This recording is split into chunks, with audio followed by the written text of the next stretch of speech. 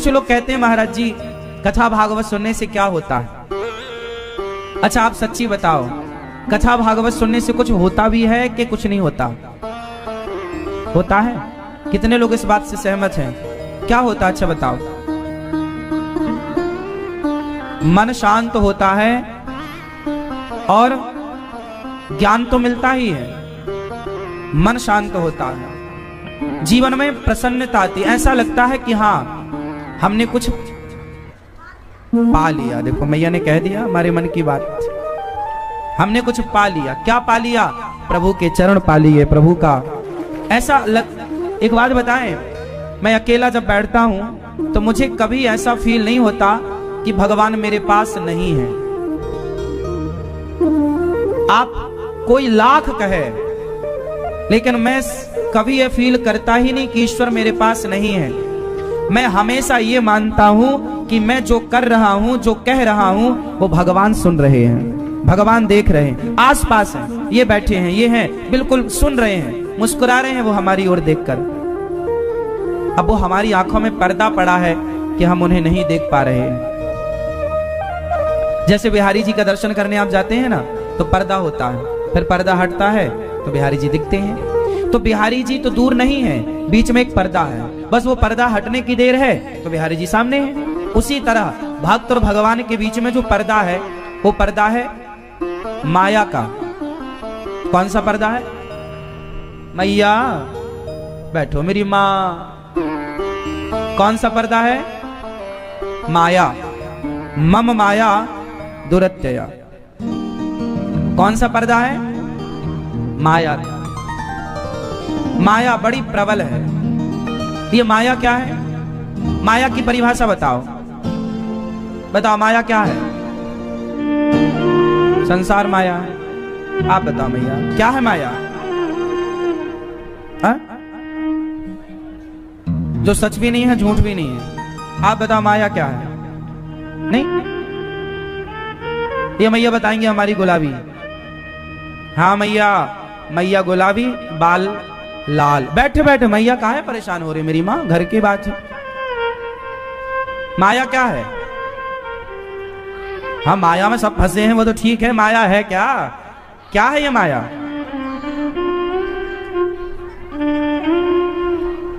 वो देखो चुपके से उठाना मत, देखो वो सो रही है मैया सोफे में।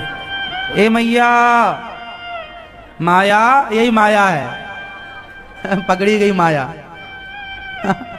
छिड़क लो पानी आंखों में।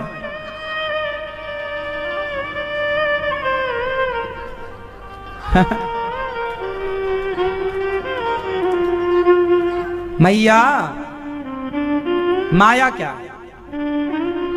माया क्या है? माया अज्ञान, आपकी पड़ोसन, जहान, जान, जान, जाल। अरे माया जाल तो बोले ही जाता, माया क्या है तो तुम जाल कह रही हो। हम पूछ रहे हैं माया क्या, बोले जाल है। हाँ, माया की सीधी परिभाषा है जो है नहीं, जो है नहीं पर दिखता है। जो है नहीं पर दिखता है वो माया है। कैसे? एग्जाम्पल, उदाहरण से समझो। जैसे रात का समय है, आप बिस्तर पर लेटे हैं कि तभी सामने या शाम का 7 बजे के लगभग जब सूर्य ढलता है तो बिल्कुल हल्का हल्का अंधेरा होता ना प्रकाश है ना अंधकार है, धुंधला धुंधला बोलते हैं उसको, धुंधला। उस समय आपकी नजर एक रस्सी में पड़ गई, तो आपने रस्सी को क्या समझ लिया? क्या समझ लिया? सांप। रस्सी को आपने मान लिया सांप, क्योंकि अंधकार था, तो आपको भ्रांति हो गई कि ये सांप है वो रस्सी, पर आपने माना क्या? और सांप माना ही नहीं, आप डर भी गए, दिल भी धक धक धक धक तेजी से करने लगा। आप चीख पुकार भी, सुनो सुनो सुनो, अरे भैया जरा टॉर्च लाओ, जरा लाठी लाओ, सांप है यहाँ सांप। मतलब आपके व्यवहार में भी परिवर्तन हो गया, आपके दिल की धड़कन भी बढ़ गई, पूरा सच की तरह हुआ कि नहीं काम? है रस्सी, पर भ्रांति किसकी हो गई? सांप की। अच्छा, ये भ्रांति क्यों हुई? क्योंकि हाथ में टॉर्च नहीं थी। यदि हाथ में टॉर्च होती तो आप तुरंत स्पष्ट कर लेते कि ये रस्सी है या सांप है। अंधकार था इसलिए आंखें धोखा खा गई और रस्सी को जो है नहीं, वहां सांप था नहीं पर मान लिया। उसी प्रकार ये संसार अपना है नहीं, संसार अपना, उत्तर, संसार अपना है नहीं पर अपना सा लगता है। सांप है नहीं पर सांप सा लगता है। संसार अपना है नहीं पर अपना सा लगता है। यही माया है, क्योंकि माया के कारण अपना लगता है। ये जो आप कह रहे हो ये बेटा मेरा, बेटी मेरी, परिवार मेरा, यही है माया। मीराबाई कहती है मेरे तो गिरधर गोपाल, दूसरों ना कोई। मतलब मीरा पर माया का कोई प्रभाव नहीं है, क्योंकि वो दूसरे को अपना मान ही नहीं रही है। आप दूसरे को अपना मान रहे हैं, मतलब आप पर माया का प्रभाव है। अच्छा, रस्सी और सांप, ये भ्रांति कब मिटेगी? जब हाथ में टॉर्च होगी।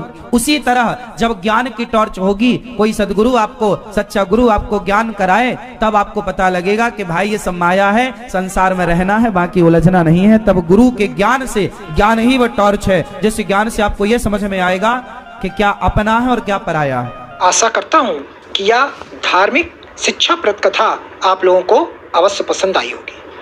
अगर आप लोगों को यह कथा पसंद आई हो तो इस कथा को लाइक करें और अधिक से अधिक लोगों को शेयर भी करें, जिससे कि वे भी इस शिक्षाप्रद उत्तम कथा को सुनकर अपने जीवन को सुखी एवं सामर्थ्य बना सके। मित्रों, अगर अभी तक आप लोगों ने हमारे चैनल को सब्सक्राइब नहीं किया है तो तुरंत सब्सक्राइब कर लें, जिससे कि नोटिफिकेशन के माध्यम से आप लोगों को हमारे नए नए वीडियोस, शिक्षाप्रद कथाएं तुरंत प्राप्त हो सके और आप उसको सुन करके अपने जीवन को सुखी बना सके। तो कल फिर किसी नए धार्मिक कथा को लेकर के आप लोगों के समक्ष फिर से प्रस्तुत होंगे। तब तक के लिए राम राम।